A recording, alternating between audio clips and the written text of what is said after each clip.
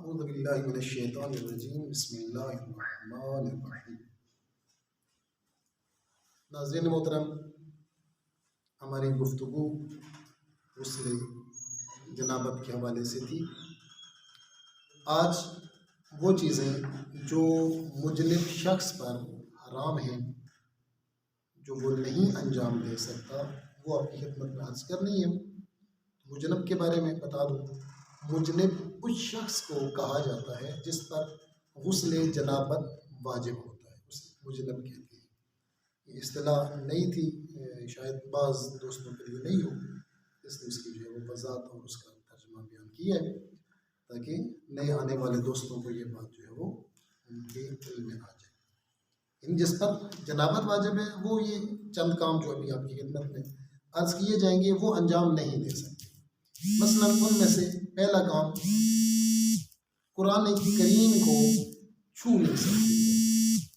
قرآن کریم کو چھونا، ان کے الفاظ کو ٹچ کرنا، اور اسی حکم میں آتا ہے کہ خداوند متعال کے جو صفاتی نام ہیں، اسی طرح 14 معصومین کے ناموں کو اور پیغمبر اکرم اور بلکہ تمام انبیاء کے ناموں کو اگر نہ چھوا جائے تو بہت زیادہ بہتر ہے۔ احتیاط کرنا اس مسئلے میں ضروری ہے۔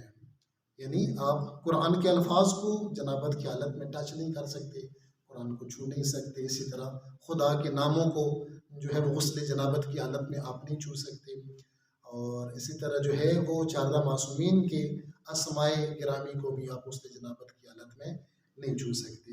یہ پہلی چیز تھی۔ دوسری چیز ہے کہ مسجد الحرام اور مسجد نبوی، یعنی خانہ کعبہ میں اور مسجد نبوی میں آپ حتیٰ کہ ایک دروازے سے داخل ہو اور دوسرے سے نکل جائیں، یہ بھی جنابت کی حالت میں آپ نہیں کر سکتے۔ تیسری چیز، مسجد میں ٹھہرنا۔ مثلا جس بندے پر غسل جنابت واجب ہے وہ مسجد میں ٹھہر نہیں سکتا۔ اسی طرح معصومین کے حرم کے اندر بھی جس بندے پر غسل جنابت واجب ہو وہ نہیں جا سکتا، نہیں ٹھہر سکتا۔ یہ 3 چیزیں ہوگی۔ چوتھی چیز ہے کہ احتیاطی لازم کی بنا پر مسجد میں داخل ہونا، چاہے کوئی چیز رکھنے کے لیے گیا ہو، اس سے بھی جو ہے وہ پرہیز کی، یعنی مطلقاً جب آپ پر غسل جنابت واجب ہے تو آپ مسجد کی طرف نہ جائیں، مسجد میں نہ جائیں، غسل جنابت کریں اور جنابت کر کے جو ہے وہ پھر آپ مسجد میں جائیں۔ 5ویں چیز یہ ہے کہ ان آیات میں سے کسی ایک آیت کی بھی تلاوت کرنا جن میں سجدہ واجب ہے۔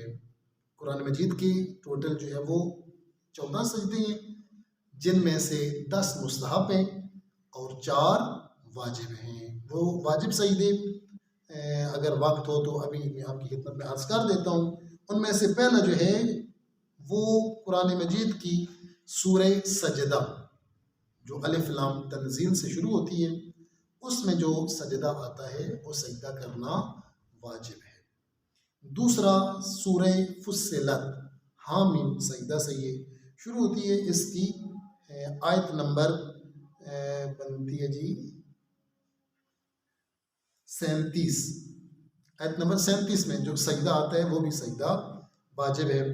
اور اسی طرح سورہ نجم جو غالباً 27ویں پارے میں ہے، اس کی بھی آیت نمبر 62 جو ہے اس میں بھی جو سجدہ آ رہا ہے وہ واجب ہے، تو اس کی بھی آپ تلاوت نہیں کر سکتے۔ اسی طرح سورہ الگ، اقرأ بسم ربک الذی خلق، اس میں جو سجدہ ہے وہ بھی واجب ہے۔ اس کے علاوہ جتنے بھی سجدے ہیں وہ مستحب ہیں۔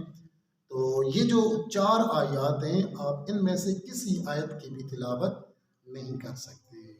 تو باقی جو اگر کوئی یادی زبانی اگر پڑھنا چاہتے ہیں تبھی 7 آیات سے زیادہ کی اجازت نہیں ہے۔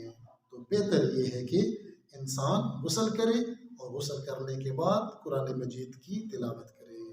خداوند متعال آپ سب کی توفیقات خیر میں اضافہ فرمائے۔ والسلام علیکم ورحمۃ اللہ وبرکاتہ۔